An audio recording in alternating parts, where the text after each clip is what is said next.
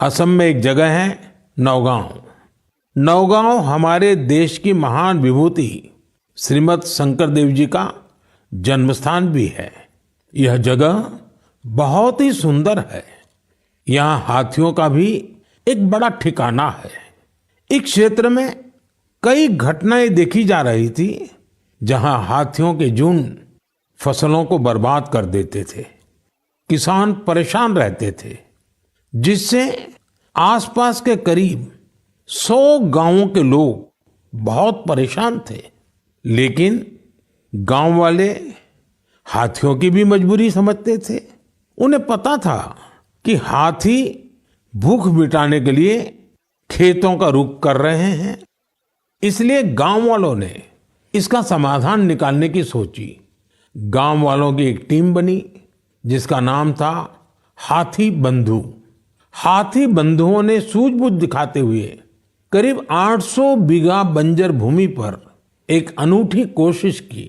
यहाँ गांव वालों ने आपस में मिलजुल कर नेपियर ग्रास लगाई। इस घास को हाथी बहुत पसंद करते हैं। इसका असर ये हुआ कि हाथियों ने खेतों की ओर जाना कम कर दिया।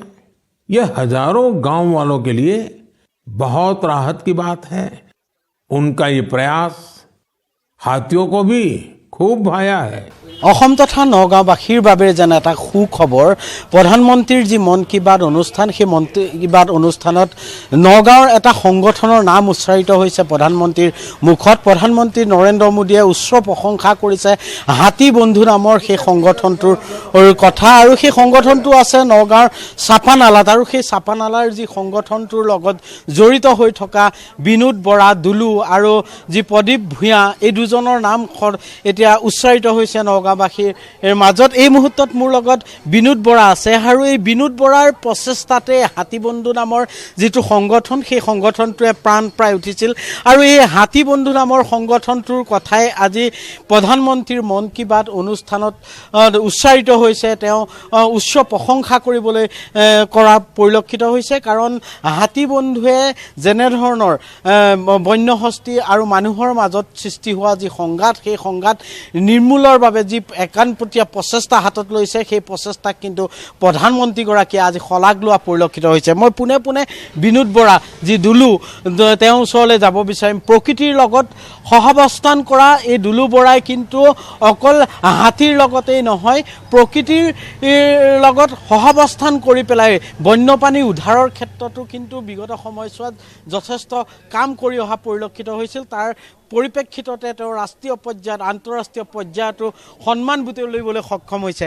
আজি আপোনালোকৰ যিটো সংগঠন হাতীবন্ধু, সেই হাতীবন্ধুক উচ্চ প্ৰশংসা কৰিছে প্ৰধানমন্ত্ৰীগৰাকীয়ে। গতিকে কি ক'ব বিচাৰে, কেনেকৈ সম্ভৱ হ'ল এই বন্যহস্তীৰ লগত যি হস্তী মানুহৰ সংঘাত, সেই সংঘাত নিৰ্মূলৰ কাৰণে আপোনালোকৰ যি কাৰ্যপন্থা, সেই কাৰ্যপন্থা কেনেদৰে সম্ভৱ হ'ল, আৰু প্ৰধানমন্ত্ৰীগৰাকীৰ আজি প্ৰশংসাৰ ওপৰত আপুনি কি ক'ব বিচাৰে? সঁচাকৈ আজি দেশৰ সন্মানীয় প্ৰধানমন্ত্ৰী ডাঙৰীয়াক অশেষ ধন্যবাদ জ্ঞাপন কৰিছোঁ। বা আমি কি ভাষাৰে আপোনাক মানে সন্মান জনাম, এইটো ভাষা বিচাৰি পোৱা নাই। আজি হাতীবন্ধু আজি সঁচাকৈ উৎফুল্লিত আৰু আনন্দিত। আজি এটা ইমান সৰু, আমি ভাবিছিলোঁ সৰু কাম এটা, কিন্তু সদায় কৰি আহিছিলোঁ আমি হাতীবন্ধুৱে। বিশেষকৈ প্ৰদীপ ভূঞা খুৰাৰ নেতৃত্বতো আমি কাম কৰিছোঁ। আৰু আমি হাতীবন্ধুৱে আচলতে হাতীৰ কাৰণে, যিটো হাতী আজি চাওক, হাতী বহুত বিপদত পৰিছে। হাতী আৰু 70-80 বছৰৰ পাছত যে হয়তো আমাৰ পৃথিৱী মানে আমাৰ ইয়াৰ পৰা বিদায় মাগিব। গতিকে আমি হাতীক যদি আমি অলপ মৰম কৰোঁ, হাতীক যদি মৰম কৰোঁ, তাৰ প্ৰত্যুত্তৰ সদায় মৰমেৰে দিয়ে। আজি চাওক, আজি মাননীয় প্ৰধানমন্ত্ৰী ডাঙৰীয়াই মন কি বাতত যেতিয়া সেই কথাটো মানে আনুষ্ঠানিকভাৱে ঘোষণা কৰিছে, এটা ভাল কাম আমাৰ সঁচাই আৰু মানে উদ্যমী বাঢ়ি গৈছে। আৰু আমি আগলৈকো যাতে কৰি যাম। আৰু আমি অসমবাসী ৰাইজক আমি আচলতে আজি মানে গৌৰৱ কৰিব লাগে। অকল হাতীবন্ধু বুলিয়ে নহয়, আমি অসমবাসীয়ে হাতীক সেই গাঁওখন, যিটো হাতীখুলি ৰংহাং গাঁও বা সেই ৰাইজে 800-900 বিঘা, 1000 বিঘা যেতিয়া হাতীৰ কাৰণে দান কৰি দিছে, আমি ঠিক তেওঁলোকক বুজাইছিলোঁ। হয়, প্ৰথমতে আমাক মানা কৰিছিলে, কিন্তু যেতিয়া আমি বুজালোঁ, যেতিয়া হাতীয়ে আহি তেওঁলোকৰ লগত সহবাসস্থান কৰিলে, তেতিয়া সেই মানুহখিনিও বুজি উঠিলে। তাৰ পাছত মই গোলাঘাটবাসী ৰাইজকো বিশেষকৈ নাম্বৰ হাবিৰ কাষত মিৰি পথাৰত যি খেতি কৰিছিলোঁ আজি সঁচাকৈ তাৰ ৰাইজো বহুতখিনি উপকৃত হৈছে। আমাৰ এইটোৱে উদ্দেশ্য আছিলে যে হাতীখিনিক যদি একে জেগাত আমি খাদ্যটো প্ৰদান কৰিব পাৰোঁ তেনেহ'লে আমি প্ৰায় 1 মাহ যদি আমি এটা জেগাতে খাদ্য প্ৰদান কৰিব পাৰোঁ তেনেহ'লে দুখীয়া কৃষক শ্ৰেণীৰ ৰাইজে সুন্দৰকৈ চপাই নিব পাৰিব। আজি 8 বছৰ সেইটোৱে পুনৰাবৃত্তি ঘটি থাকিল আৰু হাতীও এতিয়া চাওক সি যি একেখিনি জেগাত হাতীক হানি খুচি মাৰিছিলে এতিয়া কিন্তু খেতি কৰি পেলাই আমি হাতী বন্ধুৱে খেতি কৰি পেলাই ৰাইজে সেৱা কৰি পেলাই মাতে আহ বাবা তোমালোকলৈ খেতি কৰিছোঁ খাই যোৱাহি। এইটো এটা বিৰাট ডাঙৰ চেঞ্জ আৰু ইমান সৰু এটা কাম আমি কৰি আছিলোঁ কিন্তু কণ্টিনিউভাৱে কৰি আছিলোঁ। আমি কেতিয়াও ভবা নাছিলোঁ যে দেশৰ প্ৰধানমন্ত্ৰী ডাঙৰীয়াই ইয়াতো চকু আছে। এইটো এটা সঁচাকৈ আচৰিত লগা কথা। মোক যেতিয়া ফোন আহিছে মই ধেমালি কৰিছিলোঁ বুলি ভাবিছিলোঁ কিন্তু যেতিয়া মই ভিডিঅ'টো পালোঁ সঁচা। আৰু মই বিশেষকৈ মিডিয়াসকলক মই ধন্যবাদ দিব বিচাৰিছোঁ সমগ্ৰ আমাৰ নগাঁও প্ৰেছ ক্লাবক, কাৰণ তেওঁলোকে দুৰ্গম অঞ্চলত গৈ পেলাই আমি যি কাম কৰি থাকোঁ হাতী বন্ধুৱে সেই পোনপটীয়া সম্প্ৰসাৰণ কিন্তু সদায় দেখুৱাই থাকে। আৰু মই বিশেষকৈ হাতী বন্ধুৰ সমগ্ৰ পৰিয়ালক মই মানে ধন্যবাদ জনাইছোঁ। আৰু এতিয়া চাওক স্বীকৃতি পাইছোঁ, আজি ভাল লাগিছে।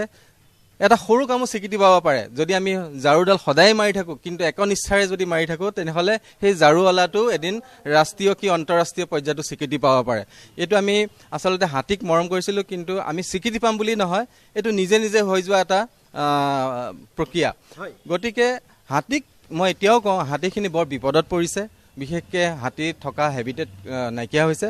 হাতীখিনি যদি ক্ৰিয়েট কৰি দিওঁ হেবিটেটটো তেনেহ'লে অন্য জীৱ জন্তু থাকিব আৰু হাতীও থাকিব। গতিকে আজি অসমবাসীভাৱে মানে অকল হাতী বন্ধু বুলি নহয় অসমবাসীয়ে আজি গৌৰৱ কৰিব পাৰে গোটেই ভাৰতবৰ্ষৰ ভিতৰত যে হাতীক মৰম কৰা ঠাই আমাৰ অসমেই হ'ল। সেইটো কাৰণে আমি সদায় মানে এটা ভাল অনুভৱ কৰিছোঁ।